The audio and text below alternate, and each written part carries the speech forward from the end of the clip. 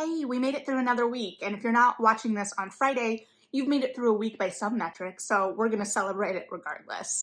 If you are with me chronologically, last week we talked about Babel. It's a heavier book. Today we're gonna slip back into some romance as a palate cleanser, and I don't mean palate cleanser in any derogatory way. If you hang out here with any regularity, you know that I love romance. And if you don't hang out here with any regularity, feel free to join us more often. But this book, A Caribbean Heiress in Paris by Adriana Herrera, got me through a lot of anxiety the last week or so. So I'm very excited to talk about this. Even more excited because I had the pleasure of seeing Adriana Herrera in conversation with Sarah McLean at Printers Row Lit Fest in Chicago. I don't have a full Printers Row video this year like I did last year because I didn't get to as many talks as I hoped. The weather was crummy on Sunday and I wasn't feeling as well as I hoped, and I was just hanging out with my romance book club on Saturday. But it was so much fun to see that conversation with a segment of my romance book club, and the conversation that Sarah and Adriana had around their work and the craft, and specifically around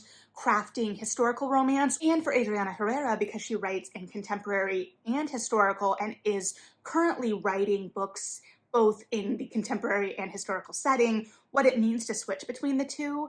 But it was fascinating to hear about her research and how research is kind of what was the impetus for this series. So this is the first book. I am now, after finishing this, eagerly awaiting the next two, both because Adriana Herrera told us what the second book is going to be. It is going to be a sapphic historical fiction following one of the friends in this book. This book series follows a friend group, and then I know what the third one is going to be, I think, based on what was set up here, so we'll see. But this one follows Lucelana as she is taking her rum to Paris for the World's Fair in 1889. And I'm not going to continue to hold this. We're going to flip the picture up. But the setting was inspired by Adriana Herrera's research showing that this was the first World's Fair that had a lot of these countries that had been former colonies as independent countries. And so when I first heard about this book, picked up this book, I was really excited about the setting because I am a big reader of historical fiction, but I feel like recently both the genre and my own reading have kind of pigeonholed me in this very UK-centric historical fiction setting. And it's not all Regency focused, but it has a set kind of feeling to it in a way, even as there is a great breadth there. This offered something a little bit different in terms of place because we started in Paris and we started at the World's Fair, and then we did move to Scotland, but it did offer a little bit of variety there. And because our romantic leads here are both working in distilling, and so there is a little bit more of a business movement to it. They are not just in ballrooms, although there are some fun parties and ballrooms to be sure. So Luce is going to Paris with her friends and her younger sister, who she is now guardian of. And her goal is to sell this rum, Caña Brava, and get a kind of footing in this market and in this business world, especially as she is then going to be moving on to Scotland. Her father was Scottish. She's trying to regain control of her trust and is having trouble getting a hold of her solicitor. So she's trying to get things in order, but she also has this very keen sense of responsibility to everything. So her first interaction with Evan, James Sinclair, who is an earl, though he does not tell Luce that upon their first or even second meeting, she first encounters him in the exhibition hall of this contest for spirits, and he is moving her bottles and trying to display his own whiskey, and she is not about that, especially as we are picking up with her in this moment after she has been in Paris for about a month, unsuccessfully trying to gain connections and sell her rum. And so they kind of butt heads, but in that way that the minute Luce is in Evan's sights, his brain kind of shuts off. And it was interesting to hear Adriana Herrera talk about how she really enjoys fated mates as like a trope. This is not fated mates because it's historical fiction, but she talked about that idea of having a hero whose world entirely changes the minute his love interest enters the picture, and how he then has to kind of recalibrate everything and question everything. And that is kind of what we get here. He sees a woman who can match him step for step, even at the height of her kind of anxiety around what her life is going to bring. And so he is enamored, even as they both kind of go about their day. He gets another table. They both go on to win prizes. Everything is great. They continue to run into each other, and it becomes clear to Evan, who is also in the midst of a plot, and I love a good plot. I love a good kind of outside instigator for historical fiction.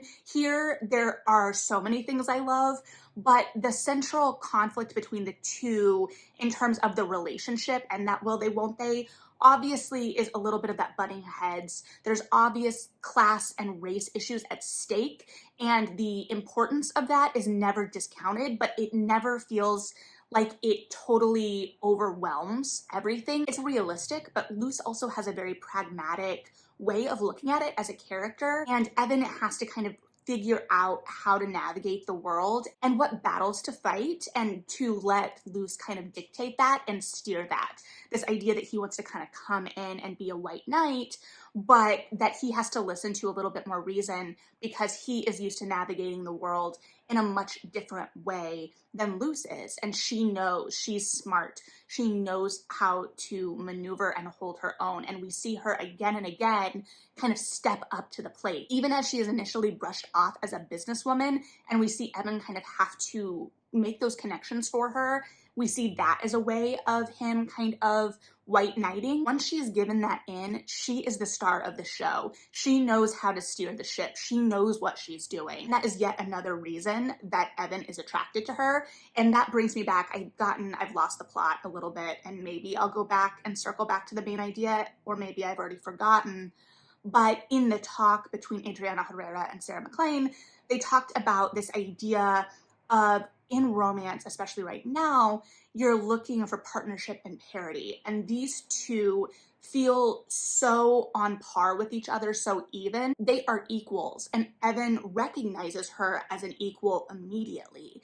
And so even though they do have these societal obstacles in terms of, like I said, class and race, there's also this outside plot. So while there are tensions between them on an interpersonal level, because it's a romance, there is never a sense necessarily of one feeling like they're not worthy of the other, or this or that or the other. They're not holding back emotionally. There is some miscommunication in that the other may be holding back information with good intentions and know that they should be giving that information, but it's not necessarily miscommunication in the way that we traditionally see that.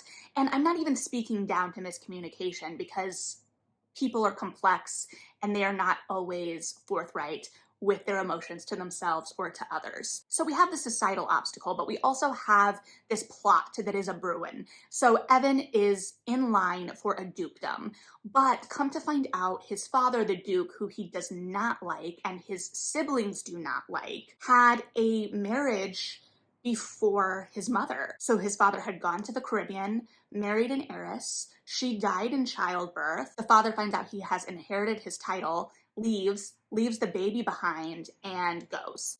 And so somehow Evan and this brother he didn't know existed, Apollo, have reconnected, and they are maneuvering this revenge plot against the father. And the idea is that Apollo, who is very wealthy in his own right, has accumulated all of the father's debts, because while he is a duke, he is living lavish and borrowing on credit, and they have bought up all this credit so that they basically own him. What Evan is also getting out of this is he wants this property, this home that he has that's also connected to the whiskey business. So he's gonna get this because it was his mother's, and they have found his mother's will that was being held. And in return, he is gonna give up his title for Apollo. So they are in the midst of this. This is already kind of in action when Evan and Luce meet. And so things get kind of thrown up in the air when there is then someone that he cares about other than himself, and obviously his sisters, his family, but his sisters have protection through their husbands and also dislike their father. They are not aware of the plot at the outset though. So this adds another layer of complication. However, finally finding his mother's will also offers a bit of an out, in that if he gets married, this property is his. So he's got that in mind at the same time that he's very much attracted to this spirited, independent, strong woman that he has been seeing around Paris. And then they happen to meet up at a brothel. We've been in such places in romance novels before. However, the feel of this is a little different, a little bit more charged. There's a giddiness to it, especially as we're kind of entering through Luz and her friends' eyes. So Manuela, their one friend, is like super excited and she's gonna be book 2. And I think her story is starting this night because I think she meets a woman upstairs that we get a peek at later, and that's gonna be a whole thing. But Manuela disappears upstairs and she leaves Aurora and Luz alone. And Aurora is a doctor and kind of a little bit more reserved. She does not want to be there. And then Luz gets the proprietress in her eyes and she wants to sell some rum to this woman. So she follows this woman into a live performance. They've been talking different groups, both our group and Evan when we get from that point of view, because it is dual point of view. They're all talking about how there's going to be a live performance. And so there is a little bit more reference to action going on, and it feels like we're a part of things a little bit more than sometimes we can get. Sometimes those places can feel like a backdrop, and not necessarily in a bad way. There's also a kind of humor to it, and so there's a little bit more of this variety. And in the Paris parts, at least, it feels like we are kind of going around the exhibition, but it's a little bit different view of the world, it feels like, than in other historical fictions. We're getting a variety of experiences. Variety in that it's different. So we're getting this different view of this night, or we get a romantic scene later on the top of the Eiffel Tower, which I don't think I've read in a historical. So I personally haven't. That doesn't mean it doesn't exist, obviously. I'm sure it exists. However, this one was very good. It was very good. But as they keep running into each other, obviously he gets more intrigued. And then he finds out through conversation with Luz that her trust is basically being held from her because she is not married. And that sets off a light bulb, of course. So the minute that that will came into play and it talked about him having to get married, and we as readers already knew the information about Luz and her trust, I was like, oh yeah, I love a marriage of convenience, and a marriage of convenience we got. So they enter into this arrangement and they agree that it'll be mutually beneficial to both of them, and they kind of lay most of the cards on the table. Not all of the cards are laid on the table, and that's part of the miscommunication, but that's what gets us out of Paris and kind of forward some of these other plots. And obviously the dynamic there as well, because it puts our characters in more close, intimate proximity, and they're kind of having to navigate these feelings, especially because they decide, well, Luz decides, while we're in this marriage, let's go ahead and have some fun and be intimate and explore that side of things. But they then both struggle with what the after will look like, or what that means divorced of emotion, or the fact that there isn't a divorce of emotion in this scenario. And then amidst all of this as well, we have these really vibrant communities for both Luz and Evan on both sides, whether it is the found family of Luz and her friend group, or the actual family we see with Evan, because we see a really strong relationship with his sisters. And actually, once his sisters like get him in their sights and they're like, we see you, we see how you act around this woman, we know that you like her, you're just not admitting it to yourself, we like her, so we're gonna make this a little difficult, we're gonna needle you a little bit, but with the end goal of having Luz as our sister-in-law forever. So we see this loving relationship, and then we also see his relationship with Apollo. And that's interesting too, because we get some moments between Apollo and Aurora that have me convinced that they are the third book. So I may be proven wrong, but that is what all my romance reader intuition is saying. And I would very much like to have that book, so we'll see. But there is this vibrant community around them. So even as they are fighting in some ways, they are not fighting alone, and it's not them against the world. They've got people in their corner, they've got people lovingly calling them out or in, or just even articulating emotions or recognizing things that maybe Luz and Evan aren't willing or ready to recognize or articulate themselves. And I think all of this gives the book a really nice momentum. It is fun, it is quippy, it feels fast-paced, even as it allows us, or feels like it allows us as readers, to kind of luxuriate in these places a little bit more. And it is incredibly sexy. And that way that both Luz and Evan match each other in other parts of this world and this narrative finds its way into those scenes as well. And then we have a third act outside instigator that comes in, and I thought that the standoff there was very satisfying. I thought that while it teetered on the edge of that kind of absurd, which I do like when it's a little bit out there, this also felt kind of grounded, because we have a person, and I'm not spoiling anything here because it could be a lot of people in the narrative, that has been kind of driven to a point of desperation because the privilege they thought they enjoyed or got used to enjoying was taken from them in some way, or things did not go how they anticipated, and they cannot stand the idea of that privilege being taken away, and so they're going to get revenge of a sorts. So I really loved this. I loved all of our characters. I loved the setting. I loved this kind of balance between the business and the ballroom and getting to explore so many different worlds. There was a real business sense to this, and Adriana Herrera in her talk talked about how she was really intrigued by this idea of women distillers. And if I'm using distilling wrong and it doesn't apply to all alcohols, I apologize and let me know below. It's not a world I know a whole lot about, admittedly. However, another little subplot that I loved, and that is a thing that brought Luz closer to Evan's sisters, is that she has this idea of starting another business, or another portion of the business, that aims at women and does flavored cordials, or whatever we want to call it. And how basically she is acknowledging a whole market or portion of the market that has been vastly ignored, and how excited all of the women that she comes across in her life are by this. And they're like, yeah, that would be awesome. And also how serious Evan takes that idea and is like, oh yeah, that is a great idea. And so we see these bonds of sisterhood in our characters' relationships, but then we also kind of see it symbolically through this idea. So yeah, I absolutely loved this. I love that I now have a signed copy, and hopefully I'll be able to get signed copies of the rest when they come out. I will say it was a little weird reading this in trade.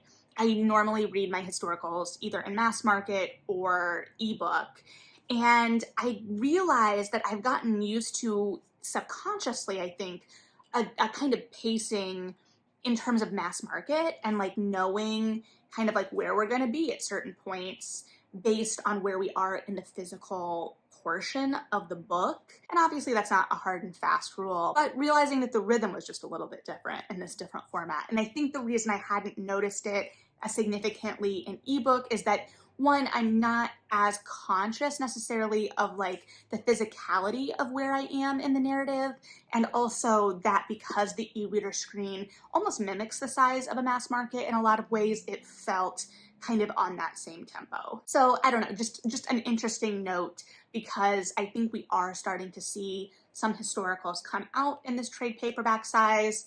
However we feel about that, I did see, I forgot to mention in the Bookstore Romance Day video, I saw a re-release of Alyssa Cole's historical romance series in trade when I was at the bookstore. So we'll keep our eyes on that, I guess. But if you're gonna pick up any historical romance in trade, you should pick up this one, because it was an absolute delight. I'm so excited for the rest of this series, and I would love to hear your thoughts on this if you've read it. But as always, thanks for hanging out and listening to mine.